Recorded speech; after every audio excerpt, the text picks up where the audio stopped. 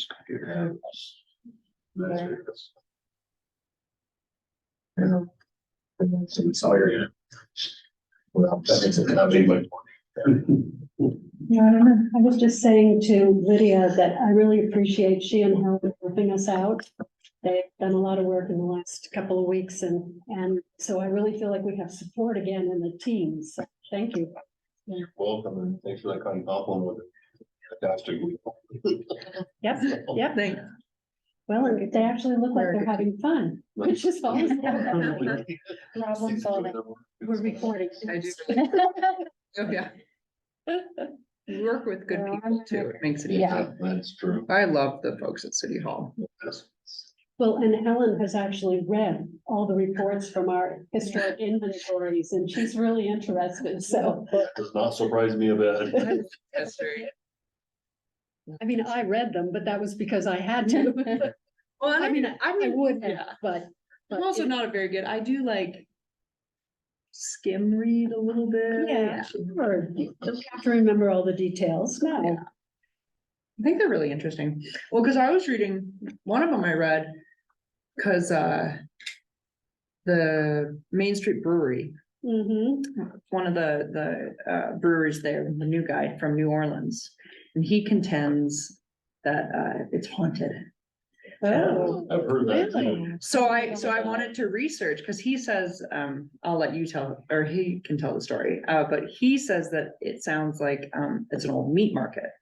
And so I was reading, and there's never been a slaughterhouse in that facility. However, I did find evidence in the historical reports that it might have been owned by the guy that had the slaughterhouse in a different location, so. Well, that's an area of history we haven't pursued. Yeah, that specific, I mean, that detailed, but I don't think we could it get a was grant owned- for that. No, I think it was owned by Sowens back in the early 1900s. Okay, Who also like had a small butcher shop or something, like that was the connection that I was Well, like the- pieced together. the Soanes house is the oldest surviving property on Montezuma Avenue, Yep. 1890. Yep, it's still there. Oh, there's neat, oh, that's the old schoolhouse, right? No, No, Soanes is on the corner. I can't tell you which street. yeah, Yeah, no, the old schoolhouse, is owned by Clemens. I think he still Yeah. owns it, next door to Rob. yeah, right next door. Yeah. Yeah. Is Mr. Clemens still there? Yes, yeah, Yeah, because I know his wife died. yeah, Yeah, 5 or 6 years ago. a while ago. Yeah. All right, Well, is it 6 o'clock? 6:02. Should we begin? Won't see anybody coming, so. Yeah, sorry.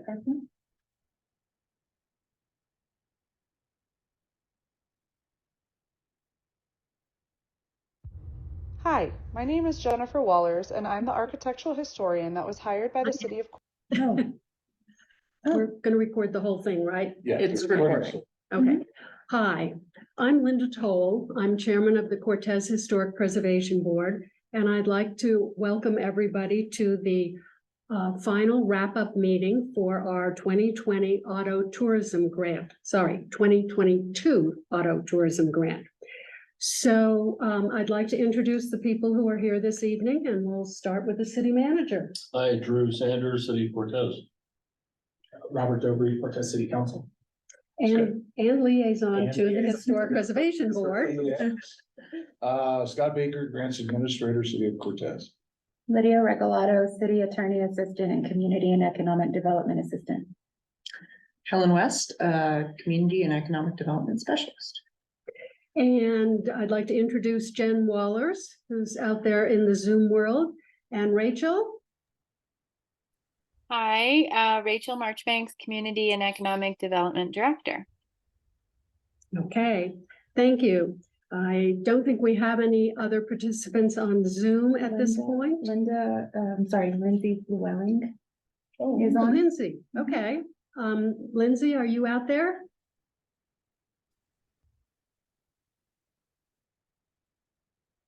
Lindsay is the director of the Certified Local Government Program at History Colorado in She Denver. has to unmute herself. She's new. She's here with us in spirit. Okay. Yeah. All right. I would like to give you a brief introduction to the Cortez Historic Preservation Board. We are one of several advisory boards to City Council. Our purpose is to inventory historic properties here in the city of Cortez, also to educate the public about our history and historic preservation. And one of the ways we do that is through our annual Historic Preservation Day in May. This year was our 13th annual one, and we generally do walking tours and invite people to come along and learn more about our local history. We have a registry of historic buildings and signs. There are currently 58 buildings listed on the city register. And within the city limits, we have 3 National Register properties.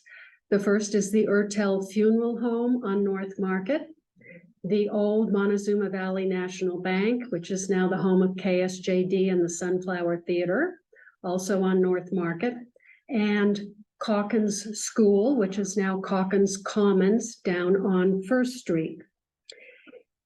We became a certified local government back in 2010, and all that means is that the city has a historic preservation ordinance that has been approved by History Colorado and also the National Park Service at the federal level. Jen Wallers was hired to conduct our most recent inventory, and at this point, I'll turn it over to Jen. And I guess we could start the PowerPoint. Yep, just click away.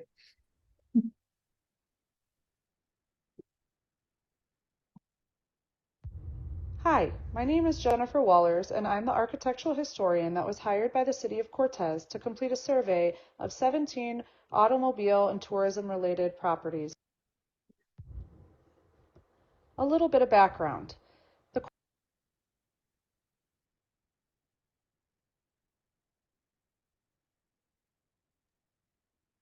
Did the noise go out for, the sound go out for you guys too? The Cortez Historic Preservation Board is tasked with protecting and preserving historic resources, creating an inventory of historic properties, maintaining a register of those historic sites, and providing education to its citizens relative to the community's history.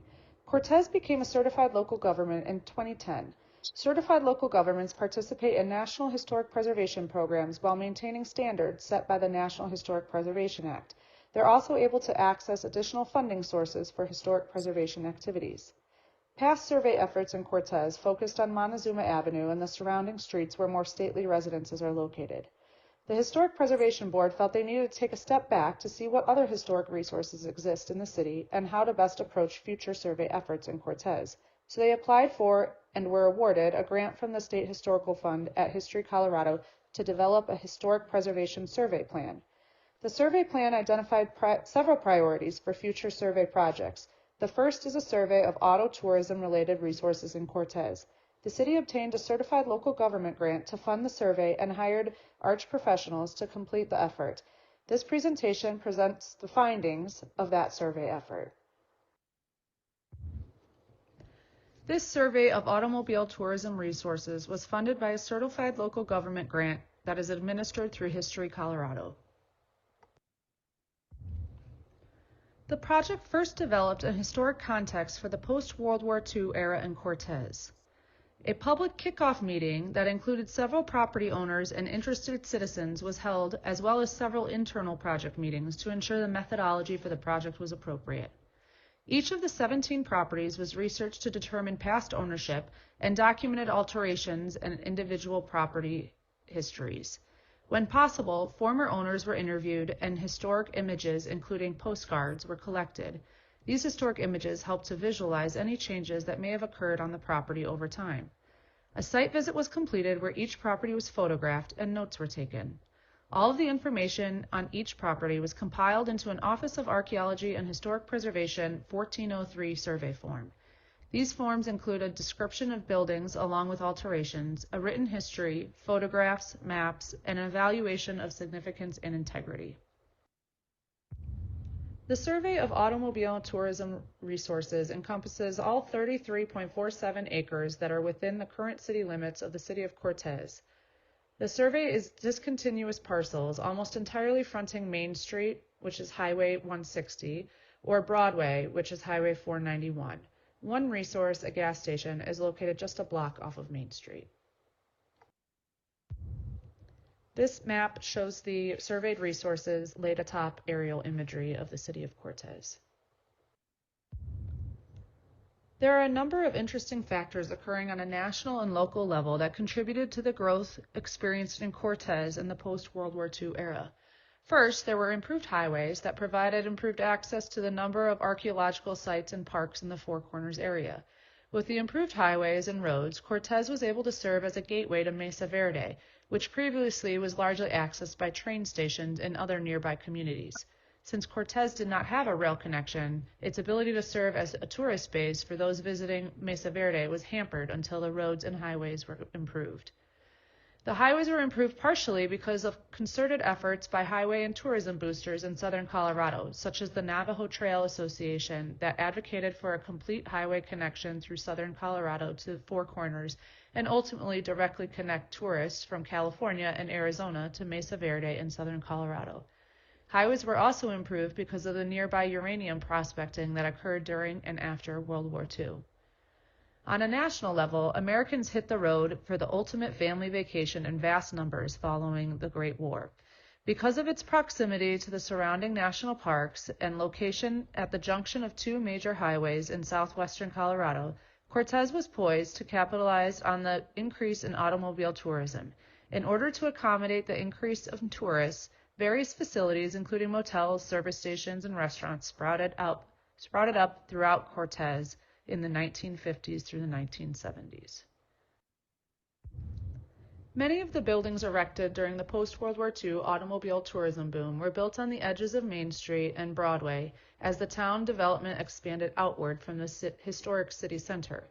Buildings that illustrate this contextual period include a reflection of their intrinsic association with the automobile and include the automobile in the property layout, with a high level of attention paid to parking placement and in the building designs themselves. These buildings often utilize porte-cocheres, overhangs, or canopies to provide protection to the automobiles and their inhabitants parked under them. Stylized and sometimes dramatic features often were present on these buildings. These features attempt to call attention and advertise the business with which they are associated. Also, a location adjacent to or near a major thoroughfare or highway is important to these resources. All of the 17 resources covered in this thematic survey fall within this contextual period and include motels, service and gas stations, drive-ins, and truck stops. These property types display a unique architectural evolution resulting in the building forms that were erected during the post-World War II period.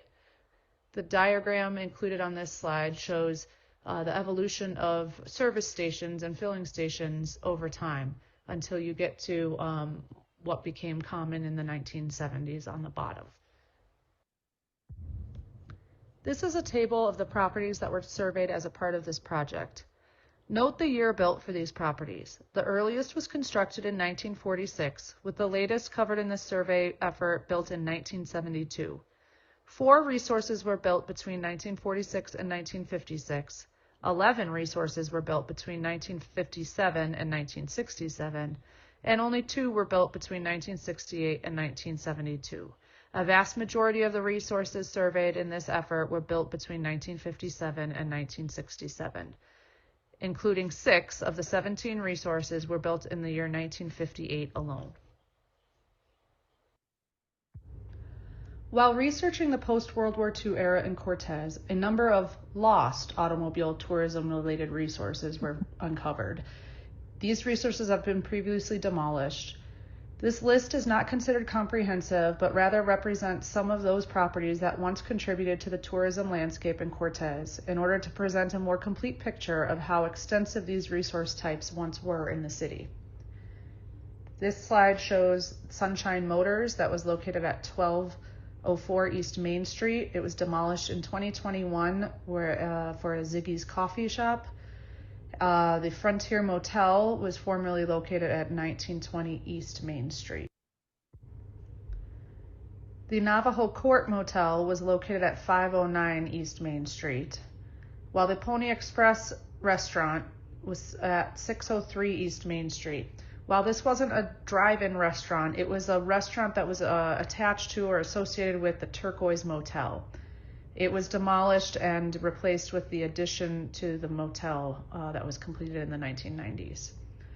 Finally, the El Capitan Motel was located at 544 East Main Street. The city market is located on that site today. The goal of this project was to determine eligibility for the 17 resources to the National Register of Historic Places, the Colorado State Register of Historic Places, and the Cortez Register of Historic Sites, Structures, and Districts. The National Register of Historic Places is a list of the nation's historic resources that are considered worthy of preservation.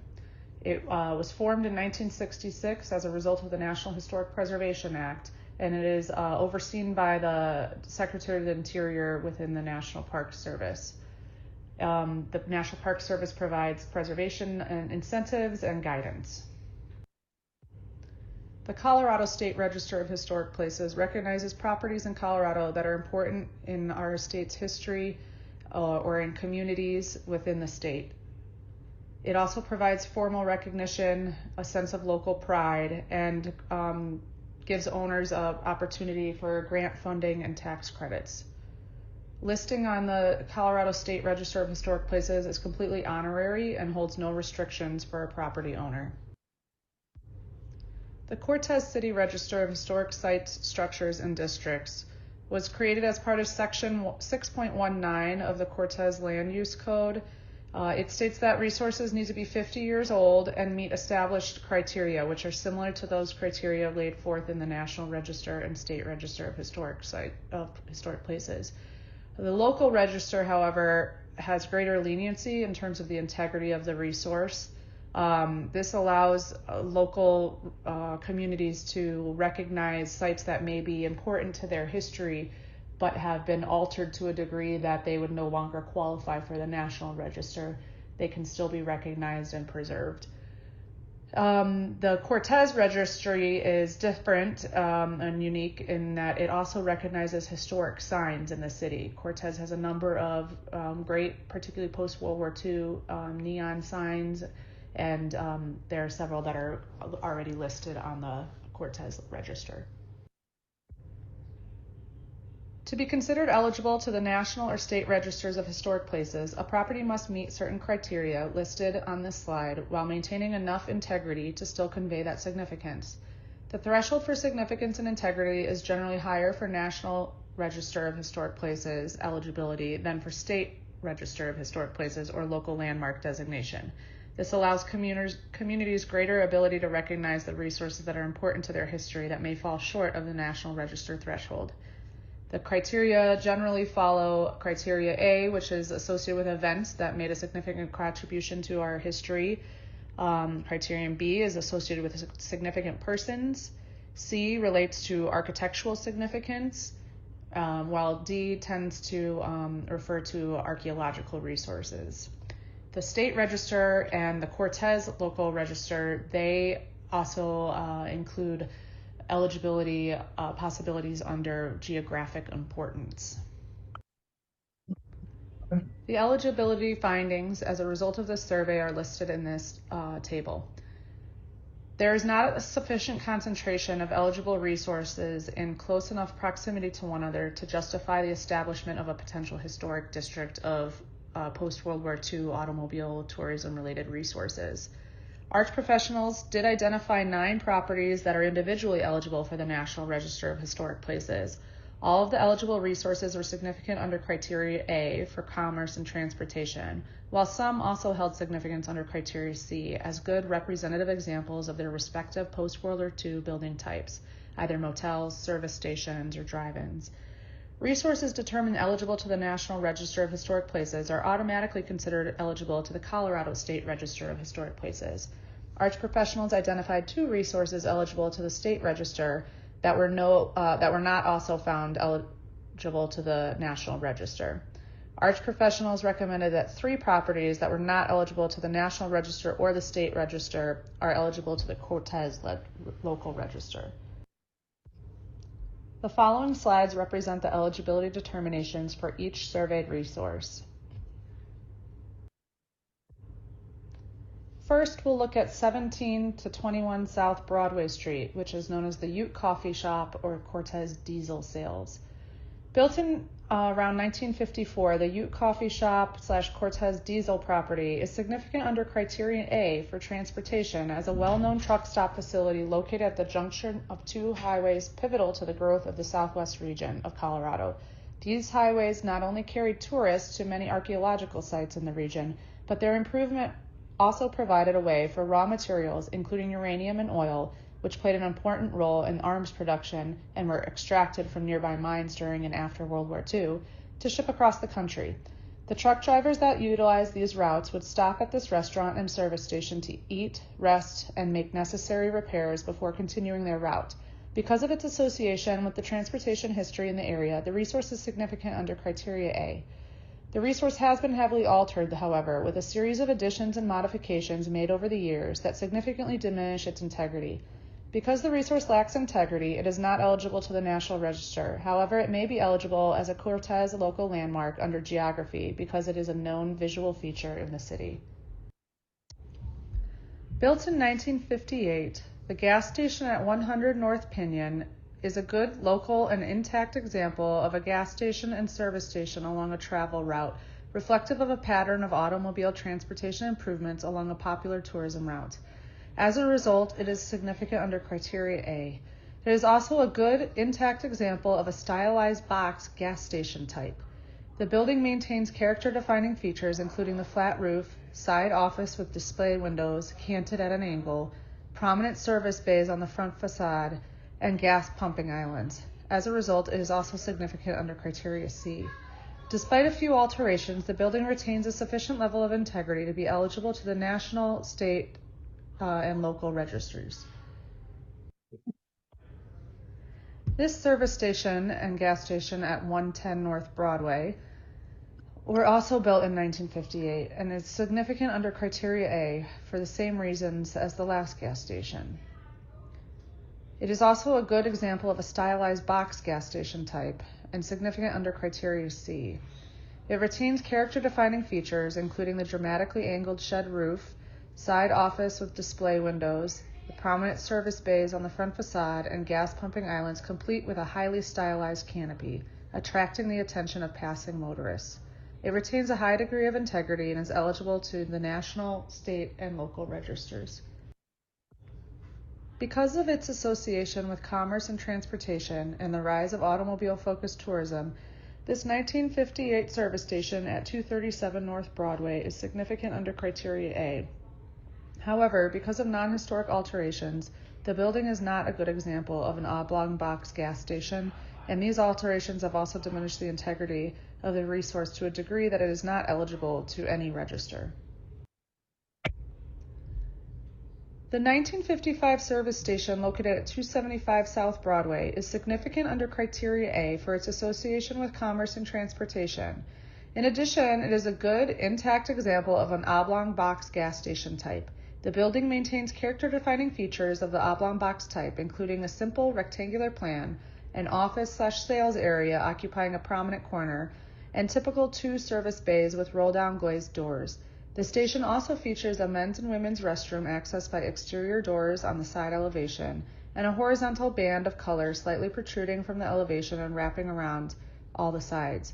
In addition, the building still retains its porcelain enameled panels, which allowed lights of passing vehicles to reflect off its surface and gave the building a glowing quality at night, providing increased visibility to passing motorists. Although the roofline of the building was altered, it still retains a high level of integrity and is eligible to the national, state, and local registers. The Burger Boy Drive-In at 400 East Main Street is a recognizable landmark in Cortez that was built in 1959. Over the years, it was known as the Top Hat Restaurant and Honest John's Drive-In before the name was changed to Burger Boy sometime after 1967. At one point, Cortez boasted at least 3 drive-in restaurants. This is the last of that building type remaining in the city. It retains many character-defining features of the drive-in restaurant type, including a small boxy building used for preparing food and a canopy that stretches from the building and shelters the sidewalk used by the car hop servers to take orders and deliver food. The Burger Boy restaurant exemplifies the features important and necessary to drive-in restaurants. It is also significant for its association with the rise of automobile-focused tourism.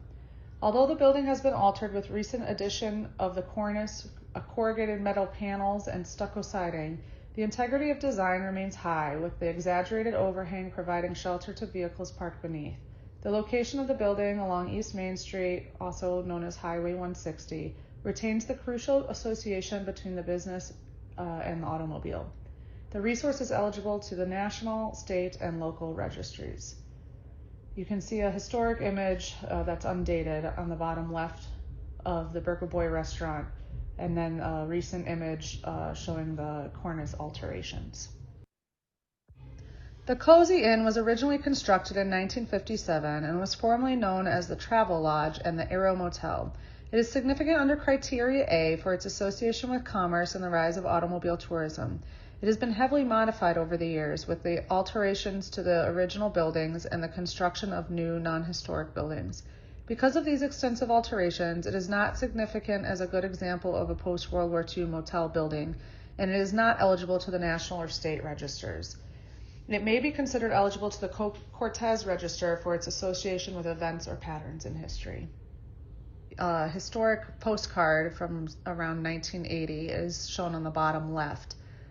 The elevations facing the street have been modified to kind of reflect a mission style now.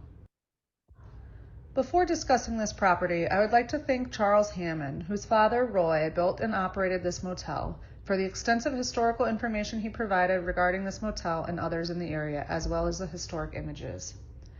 The Ute Mountain Motel began in 1946 when it was constructed by Roy Hammond. Though the motel was constructed in various phases, responding to events and evolving with the needs of the business, it retains its original footprint and reflects the layout of typical automobile-focused motels built across the country in the 1940s and 50s. It is the oldest remaining motel in Cortez and has been in continual operation since its construction, and as a result is significant under Criteria A.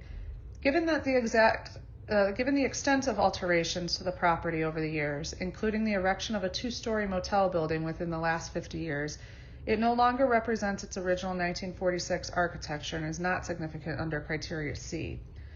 It retains its sufficient integrity to convey its significance under Criteria A, however, and is considered eligible to the national, state, and local registries. The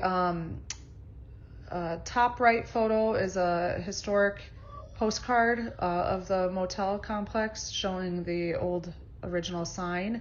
The bottom left photo is a more recent postcard, probably from the 70s.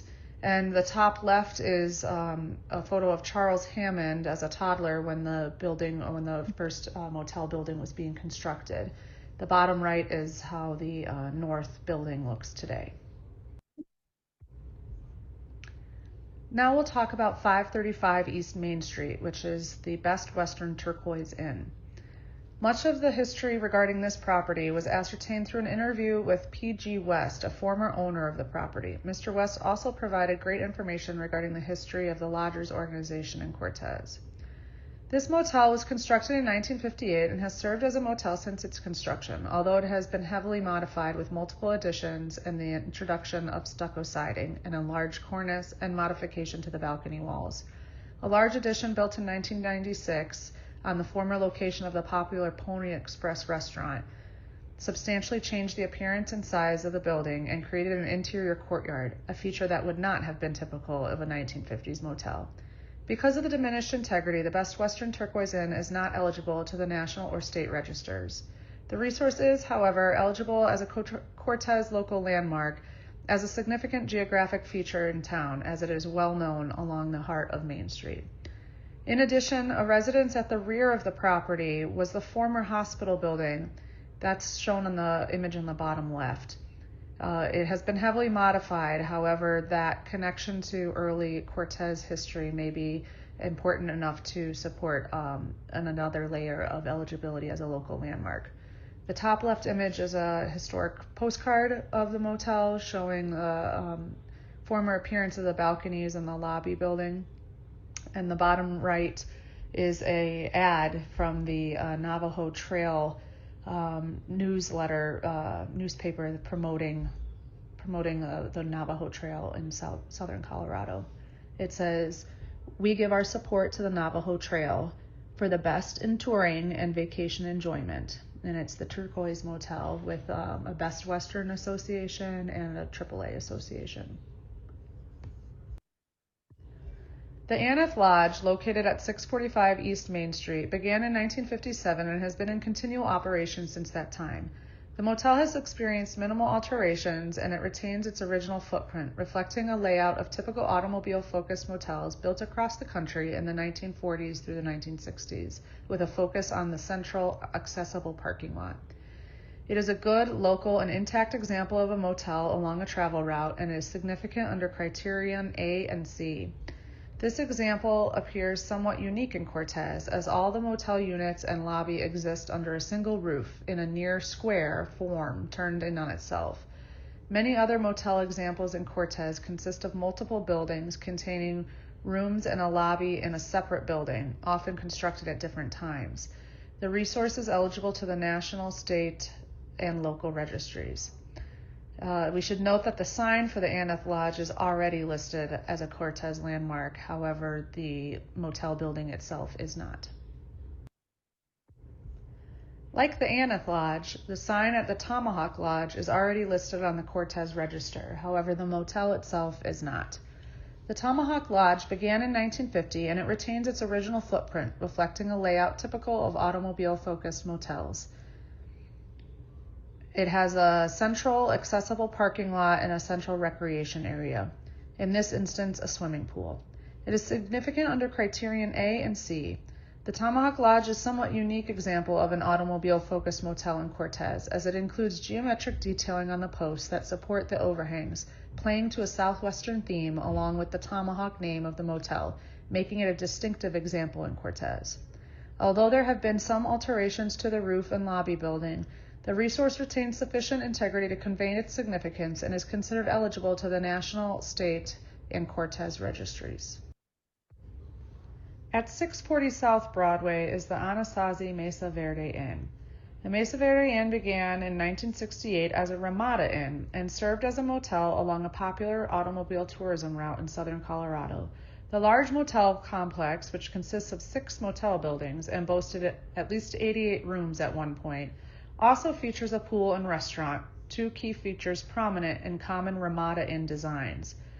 Though this example was not built in the typical colonial revival style featured in most Ramada Inns, its amenities, footprint, and location adjacent to the highway reflect the common features of later automobile-focused motels that sought to offer improved and standardized amenities for travelers, including a pool, on-site restaurant, easy access to park outside one's door, air conditioning, and spacious rooms.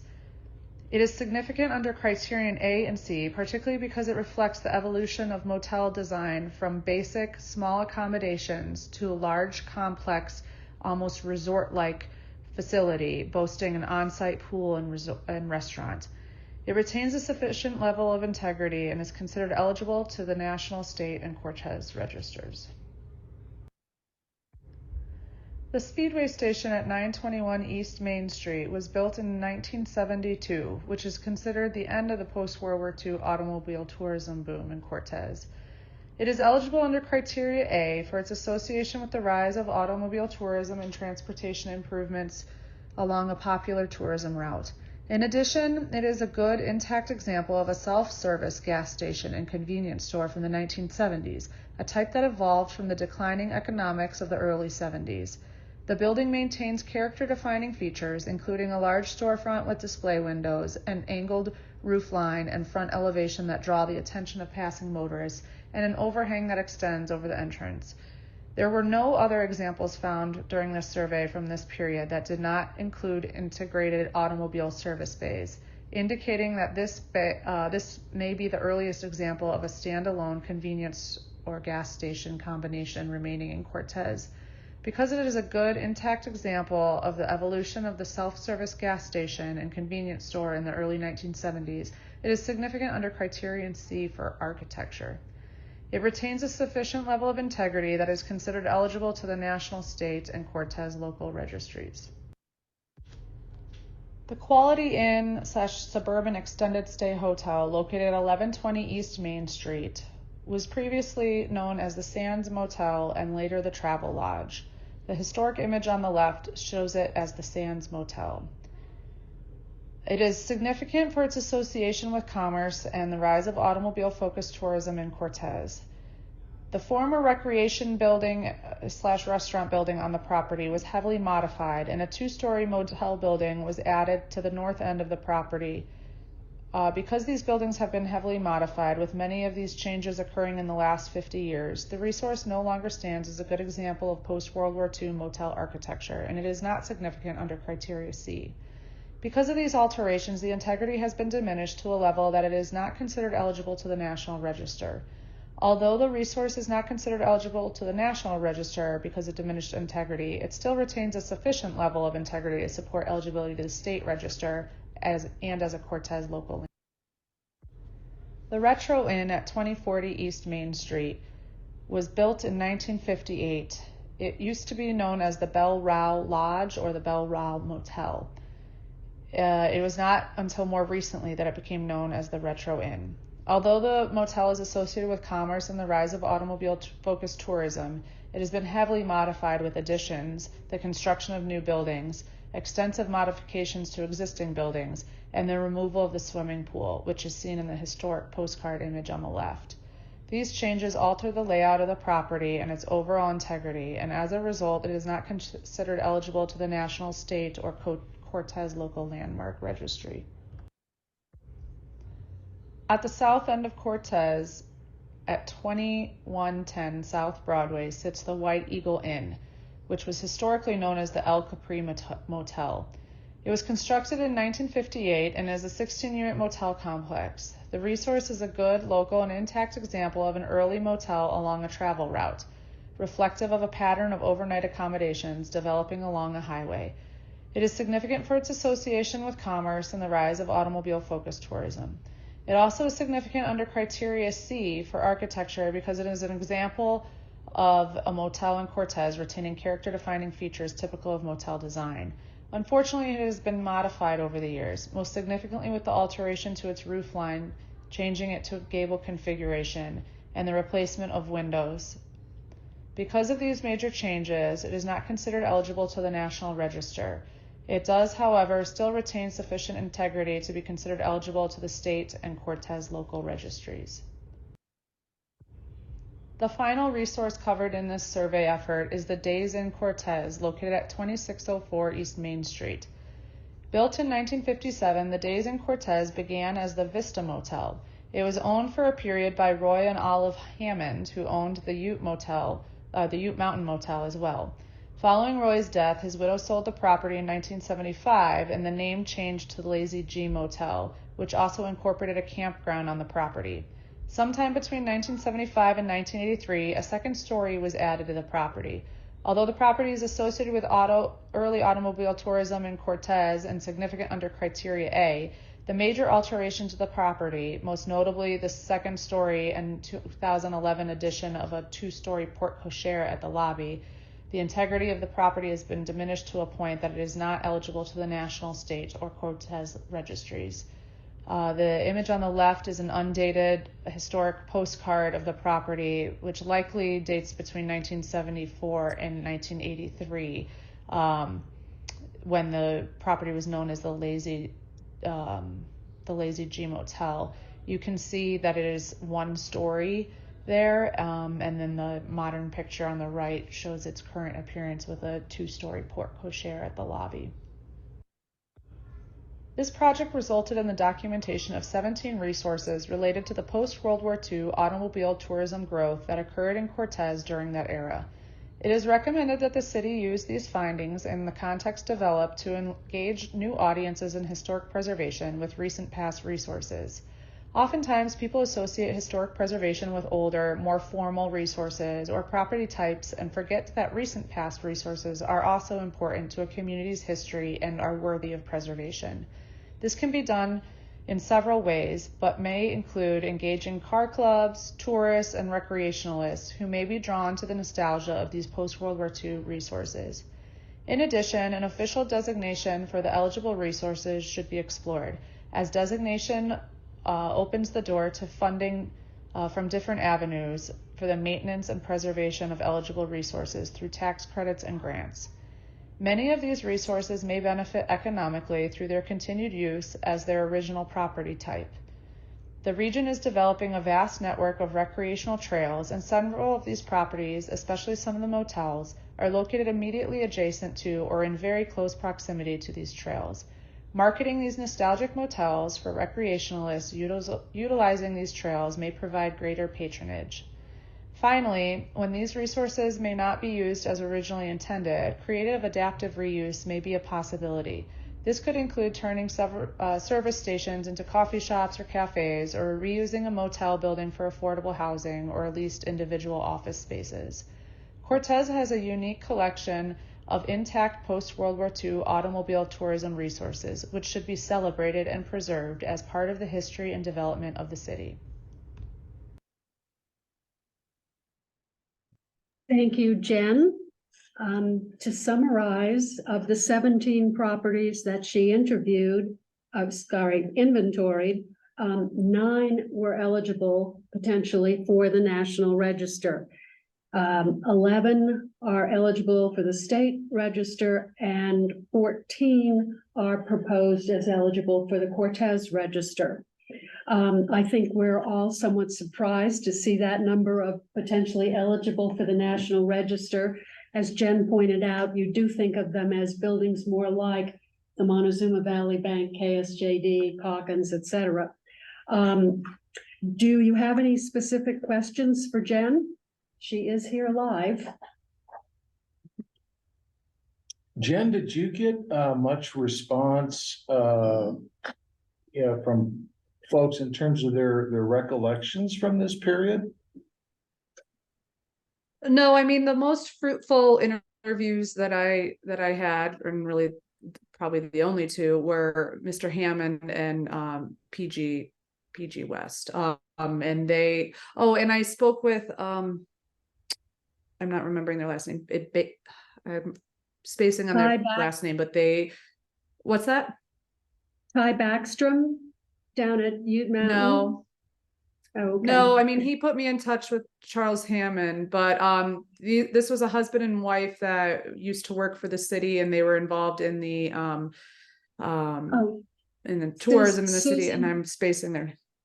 Susan and Joe Keck. Yes. And they were very helpful in their recollections in terms of how Cortez was marketed, and how they tried to tap into, tourists and grow that kind of area over the years. But those were the main individuals that really helped and contributed, and they recalled things not only about their specific property, but other properties as well. But only to a limited extent. There wasn't some of the properties I wasn't able to find really anything about, rather other than just what their historic name was listed in a phone book, and that's about it, so it was some of the interviews were very fruitful, and others, it was kind of a dead end. I would mention that we did visit each of the motels and talk to the managers. And also this spring, when we put up Historic Preservation Day posters, I went back to each of the properties and made sure that I had the correct names, because it does seem the managers do turn over quite rapidly around here.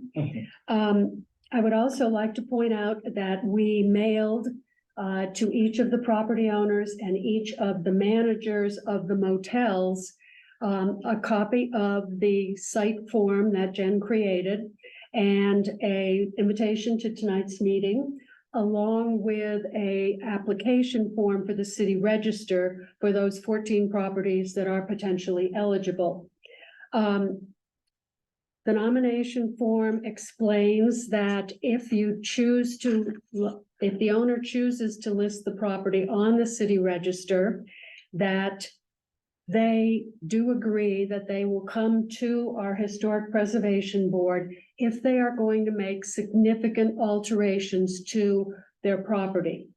If they are going to change the integrity of the property by, say, adding a second story or, demolishing 2/3 of the building or something like that, then our board would recommend that, number one, they don't do that. But if they chose to go ahead and do it, the only recourse that we have is to take them off the city register, to delist them. And that can be done by the Historic Preservation Board recommending to City Council that the property be delisted, or the property owner filling out the request to delist their property. So that means that if you choose to list your property and you make changes, you may or may not be able to stay on the city register.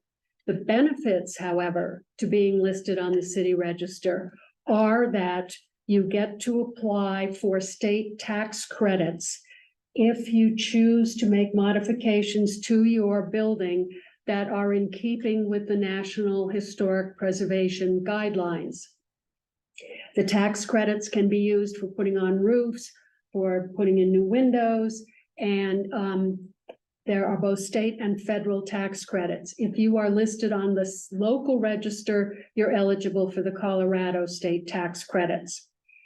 You also, as a private landowner, may be able to apply for the State Historic Fund grants, again, to make changes to your historic property, but they must be in compliance with historic guidelines. For the State Historic Fund, if you are a private property owner, your grant will require a 50% cash match, but it's still half the price of replacing the roof or whatever. If you're interested in more information about that, please contact the city and we will put you in touch with the right people at History Colorado. I would also like to mention that all of this information, tonight's meeting is being recorded. All of the previous reports that we have done on inventories here in the city, as well as the current survey plan, are available on the City of Cortez website. The City Register of Historic Places and Signs is also available on there. So with that said, does anyone else have any comments? Go ahead, Scott. I was just gonna say, thank you so much, Jen, for your diligence on this. It was really a pleasure working with you and, hearing the insights that you discovered. No problem. It was a fun project. Yeah. I was gonna say almost the same thing, Jennifer, and then Linda, thank you so much for your efforts on this. This is really important work and, preserving this stuff. And so just thank you for your interest and your hard work. Well, I think it's interesting here in Cortez, we sort of have a dichotomy. The good news is that the old buildings didn't get torn down. Sometimes it's like the bad news that the old buildings, the motels and so forth, are still here. But I think we have an opportunity to try and market this in some way. Historic heritage tourism is a popular travel option these days, and our walking tours that we have brochures, and we have our podcast from Montezuma Avenue. So there are lots of ways that local residents, as well as people from visiting here, can access our history and learn more about what's happening. Mm-hmm. So thank you all for participating, and I do just want to add that I completed the preservation survey plan for the city of Cortez. I don't know if that was 2 years ago, a year ago, whatever it was, but the automobile related resources from this era are what really jump out in the city of Cortez as some of the most unique and exceptional resources that you guys have. So I would really encourage you all to do as much as you can for their preservation, because it isn't everywhere. Every community doesn't have this concentration of motels and whatnot that are still retaining enough integrity to convey significance and eligibility. And Cortez is a cool community, and some things have changed and others haven't. And these motels, a lot of them haven't. And it's a really unique opportunity you have to kind of market that and whatnot and take advantage of that. And out of all the various resource types, I think I photographed 500 something properties 2 years ago during the survey plan. These were the ones that really just screamed out to me that these are special here. So I'd encourage you all to take advantage of that and champion these kind of recent past resources that you have. They're pretty cool. Thank you. And we did ask the property owners to return their nomination forms by September 15th. So we will hope that some of these owners do recognize the value of being listed, at least on the city register, and then we can assist them if they want to pursue National Register nominations. So thank you, everyone. We'll see you when the next grant comes around. Thank you so much. Thanks, Linda. Thank you. Thanks, Jen. Thanks, Yep. guys. We'll see you later. Bye-bye. Bye. Bye. Are we off the air? Almost. Oh, I think it's just us. I think everyone left except us. Yeah. Cool. Okay, well, I didn't think the property owners, I was hoping that the Backstroms would come.